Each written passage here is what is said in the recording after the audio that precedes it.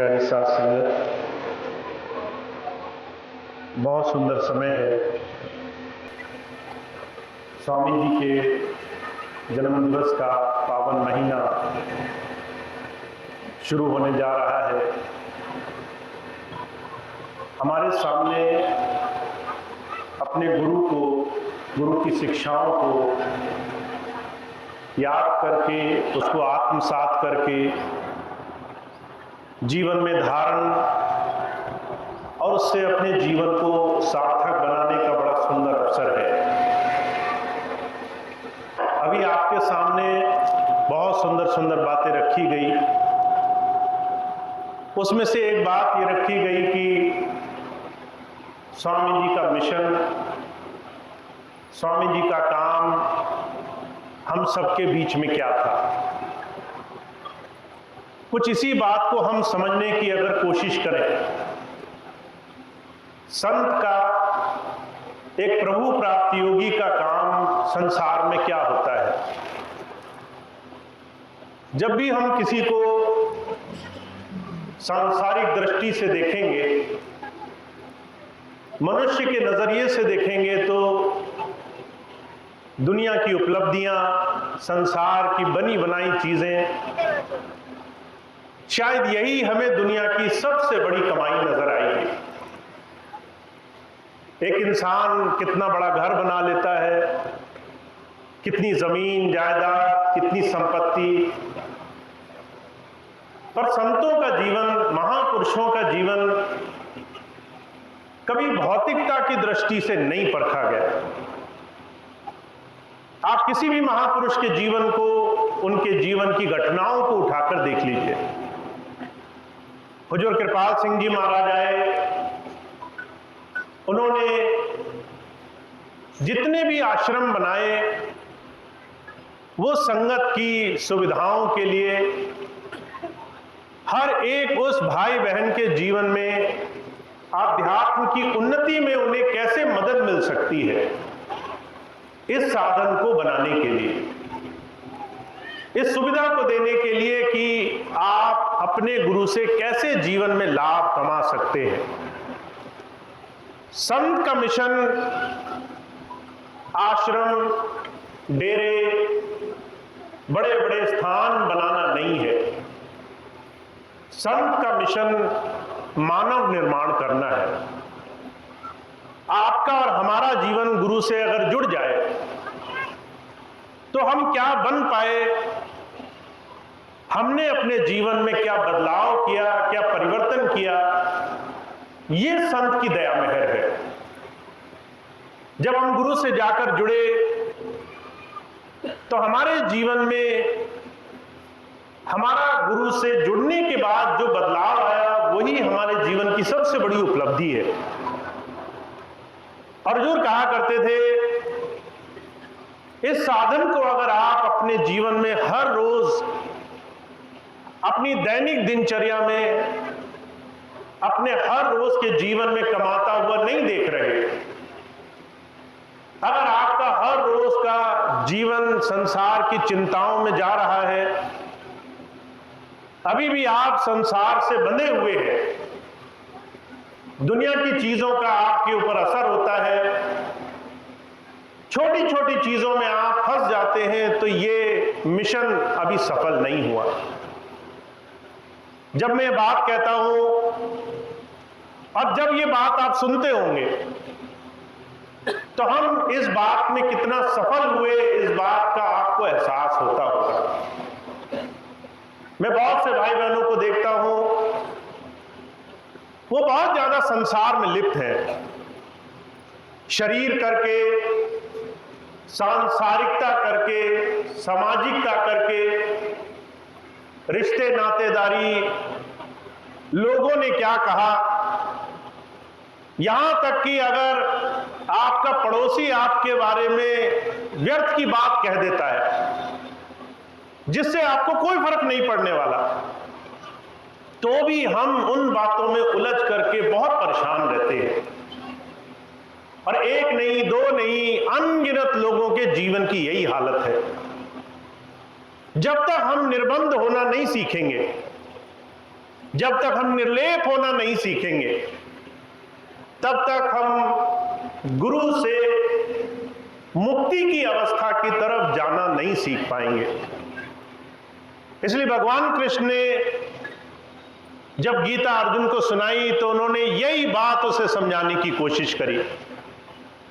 वो सिर्फ अर्जुन को नहीं समझाना चाहते थे, हम और आप जो इस कर्म जगत में फंसे हुए हैं, जो इस संसार से तरह तरह के नातों से, तरह तरह की बातों से उलझे हुए हैं, जो एक क्षण भी संसार से उस प्रभु की तरफ जाने में जीवन नहीं जोड़ना चाहते, उन्हें उस तरफ जोड़ने के लिए क्या परिवर्तन हम अपनाएंगे, इस बात को समझाना महापुरुषों का काम होता है।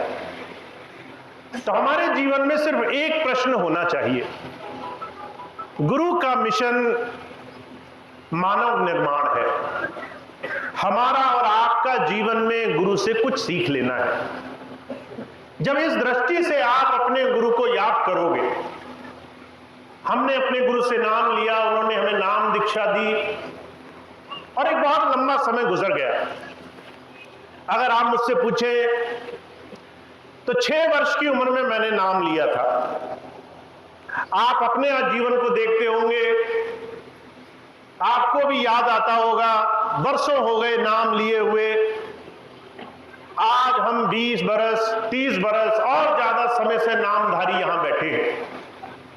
पर हमारे जीवन में हमें जो चाहिए वो परिवर्तन, वो बदलाव, उस रास्ते पर चलने के लिए अभी हम स्वयं अपने आप में बाधक बने हुए हैं।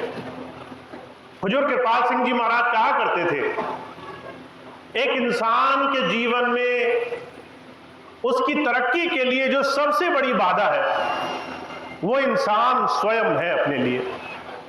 हमें बाहर के लोगों से परेशानी नहीं है। हमारे जीवन की परेशानी की सबसे बड़ी वजह क्या है? हम स्वयं अपनी आदतों को बदलने के लिए भी तैयार नहीं हैं। हम स्वयं अपने जीवन में कुछ नया करने के लिए अभी समय नहीं देना चाहते। अगर गुरु से जुड़ना है तो हुजूर कृपाल सिंह जी महाराज कहा करते थे, अपने पुराने जीवन को बदलना जरूरी है। जो आप कल थे उसमें से कुछ समय अपने आप को गुरु की तरफ ले जाने के लिए देना जरूरी है। इसके लिए बड़ी मेहनत लगेगी, इसके लिए समय देना होगा, इसके लिए संकल्प साधना होगा, इसके लिए अपने मन को बदलने के लिए जीवन में थोड़ा यत्न करना होगा। थोड़ा सा गुरु का ध्यान हमारे जीवन में आ जाए, ऐसा नियम व्रत जीवन में लाना होगा। तो हुजूर की बात, स्वामी जी महाराज की बात अगर जीवन में लानी है तो हमारा ध्यान से जुड़ना बड़ा जरूरी है। हमारा गुरु की याद से गुरु की तरफ जुड़ना बड़ा जरूरी है। और अगर इस बात को आप अपने यथार्थ के जीवन में, आज के मौजूदा जीवन में देखें, अपने हर रोज की दिनचर्या में आप कितना गुरु की तरफ जुड़ने के लिए प्रयास कर रहे हैं, तो आप ये पाएंगे कि आपका मन आपके संसार में, भौतिकता में लगी हुई बहुत सारी चीजें वह आपको आसानी से गुरु की याद में लगने नहीं देंगे। मैं हर रोज अनगिनत लोगों से, अनगिनत सत्संगी भाई बहनों से मिलता हूं और मुझे इस बात का आश्चर्य होता है कि हम अभी भी बहुत सारी चीजों में गुरु के विश्वास से, उसके भरोसे से जुड़ने में अभी प्रयास नहीं करते हैं।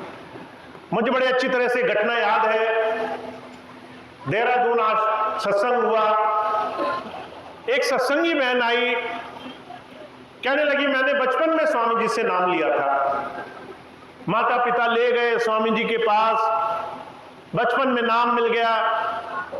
हर साल हम सब लोग सत्संग में, आश्रम में स्वामी जी के दर्शन करने जाया करते थे। वो बहन मुझसे कहने लगी मुझे तब नहीं मालूम था सत्संग क्या होता है, गुरु क्या होता है, गुरु की दया मेहर क्या होती है। सत्संग सुनते सुनते ये समझ में आया कि मैं अपने आप संसार में कुछ करने योग्य नहीं हूं। जो कुछ करता है वो परमात्मा करता है, इसलिए मेरा भरोसा उस परमात्मा पे होना चाहिए, मेरी चिंताएं उस परमात्मा के चरणों में समर्पित होनी चाहिए। अब वो बेटी कहने लगी, मैं बचपन से यही बात मन में बसा करके कि स्वामी जी अपने आप देख लेंगे, बहुत सारी चीजों की चिंताएं मैंने उनके ऊपर छोड़ दी। जब शादी हुई तो ऐसे परिवार में शादी हुई जो स्वामी जी के नामदानी नहीं थे, पर सौभाग्य था किसी और मत से जुड़े हुए थे, कहीं और से नामदानी दीक्षित थे। घर में मांसाहार नहीं होता था, शराब नहीं पी जाती थी, घर में खान पीन में शुद्धता थी। इसी बात का बड़ा संतोष रहा। वो बहन मुझसे कहने लगी, भैया जी एक चीज मैं देखती हूं जिसमें मुझे बड़ा अपने जीवन में अपने आप पर गर्व होता है। मैंने उस बहन से पूछा, ऐसी कौन सी चीज महसूस हुई आपको? वो कहने लगी, मेरे गुरु ने मुझे विश्वास करना सिखाया है। जिस परिवार में मैं ब्याही हूं वो लोग नामदानी तो हैं, पर जब विपत्ति आती है तो तरह तरह की जगह भागते हैं। जैसे आंधी में कोई पत्ता अपनी अगर मजबूती ना हो तो वो कैसे फड़फड़ाता है, ऐसे मैं अपने घर के लोगों को कांपते हुए देखती हूं। विपत्ति आई, इधर भागे उधर भागे, तरह तरह के जतन किए, किसी ने कुछ कहा किसी ने कुछ कहा, सारी बात मानने को राजी रहते हैं। वो बहन मुझे कहने लगी, मुझे इस बात का भरोसा है, विश्वास है, मुझे इस बात का गर्व है कि मैंने अपने गुरु से विश्वास पाया है। गुरु जी पर इतना भरोसा है कि मेरे सारे काम सही समय पर, और जब गुरु चाहेगा तो मेरी भलाई के लिए वो अपने आप ठीक कर देगा। मुझे एक क्षण की भी चिंता नहीं होती। मैंने उस बहन को देखा, मुझे इस बात की खुशी हुई कि उसने अपने जीवन में जो एक संत हमें सिखाना चाहता है, गुरु का जो मिशन है, वो हमारे अंतःकरण में, हमारे मन पर असर होना चाहिए। हमारा मन इतना भरोसे में रहे कि वो हमें जहां भी बिठाए, जैसी भी परिस्थिति में हम रहें, हमारा विश्वास, हमारा भरोसा, हमारा यकीन उसके जीवन में इस तरह का हो कि हम हर क्षण अपने जीवन को उसके समर्पण भाव से काट सकें।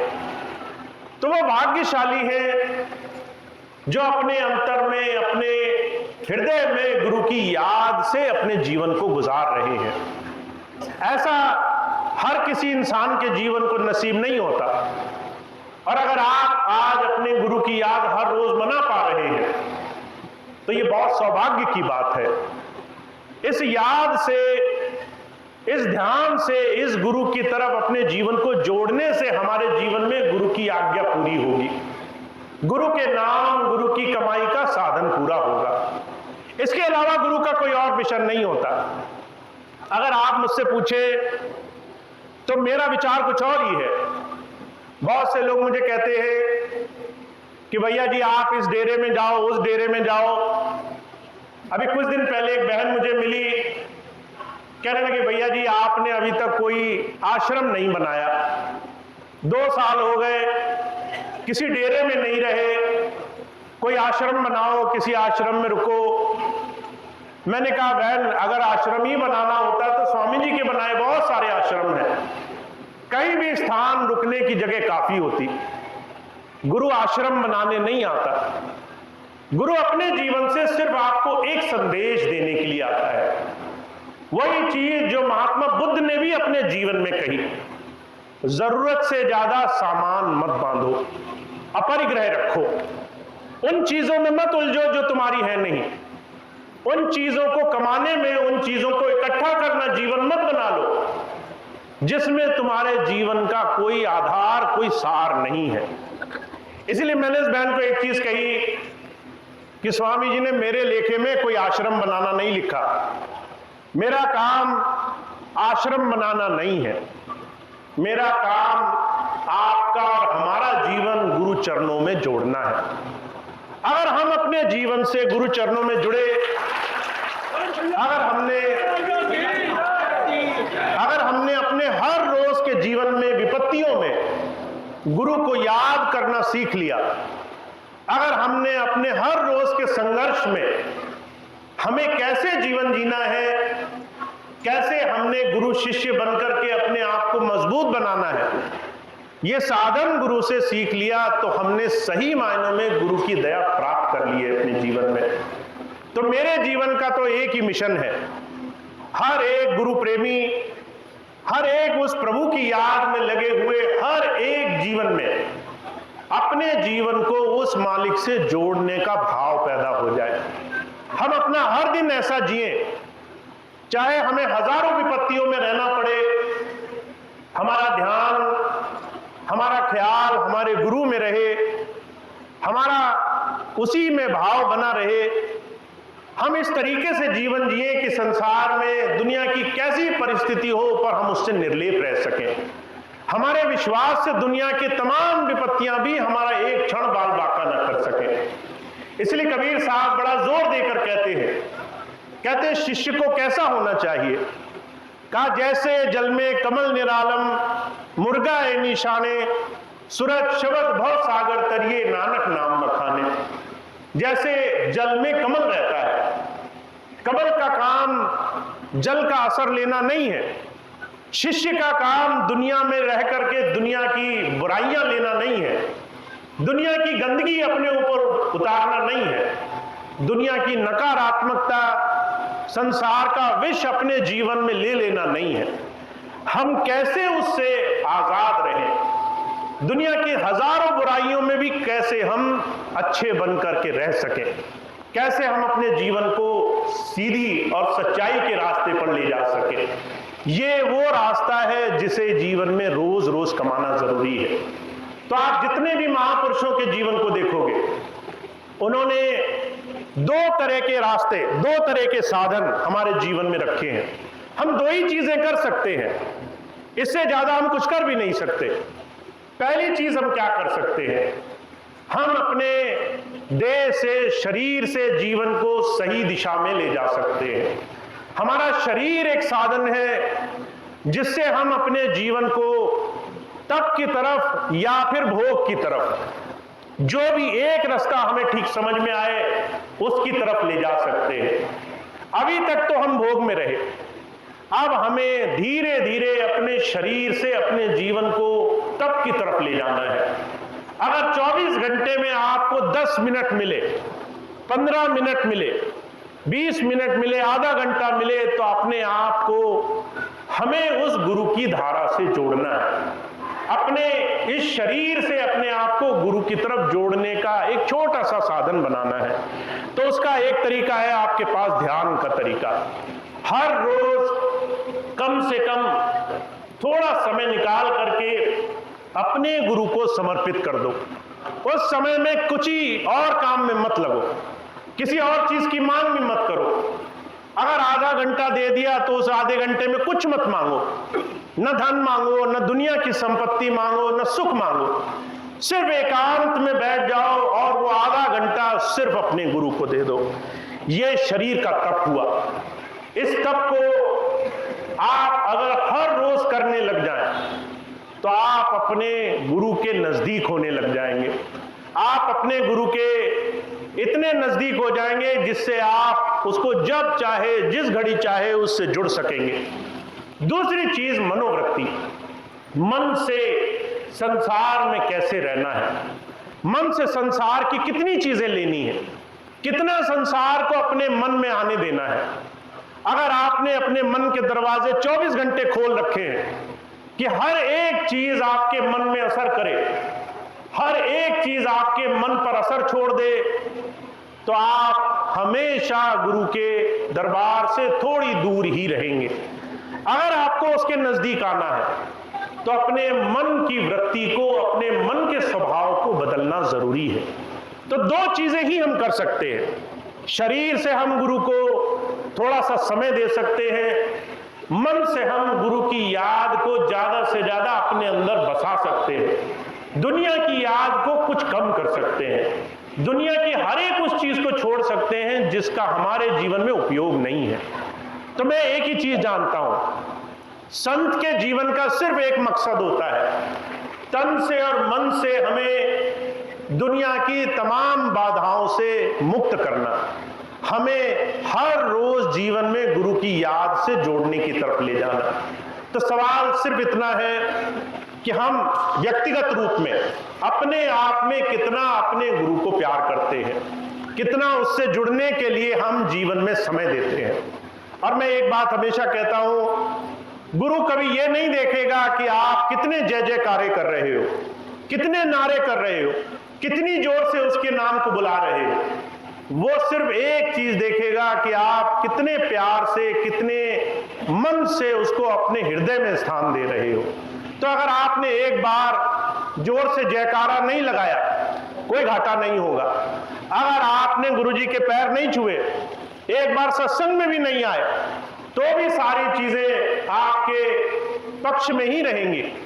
पर अगर आप हर दिन दुनिया की चीजों में गुजारते रहे और गुरु का भरोसा, उसका विश्वास, उसकी याद अपने मन में नहीं बसी, अपने पूरे दिन को गुजारने के बाद भी उसकी याद नहीं आई, अगर 24 घंटे में हम 10 मिनट तक नहीं दे पाए उसे, तो समझ लो हमारा वो दिन हमारे हाथ से निकल गया है, वो एक मौका हमारे हाथ से छूट गया है।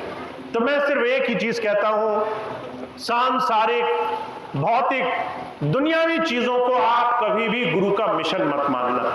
कभी ये मत कहना कि स्वामी जी ने संडीला में ही आपको मुक्ति देने का रास्ता बनाया है। वो तो आपको आपके घर में ही मुक्त कर सकते हैं, वो तो आपके तमाम संसार की व्यवस्थाओं में ही आपको स्वतंत्र कर सकते हैं। आप जहां हो वहीं पर आपको उस गुरुद्वारा से जोड़ सकते हैं। और अगर आप मुझसे पूछें कि भैया जी संडीला चलने का क्या विचार है, तो मैं तो 1000 बार आपको बोलूंगा, संडीला जाने में जल्दबाजी न करना। जहां दो महापुरुष जहां जिस स्थान से हट गए हो, दो महापुरुष जिस स्थान से हट करके बाहर रहे हो, वहां आपको जाकर के क्या मिलेगा, वहां आपको जाकर के किस चीज की प्राप्ति हो जाएगी। आपको अगर कुछ प्राप्त होगा तो यहां इस घड़ी, इस क्षण ही प्राप्त होगा। अगर आप गुरु को सही मायनों में प्रेम करते हैं तो भौतिक बाहरी चीजों पर इतना ध्यान देने की आवश्यकता नहीं है।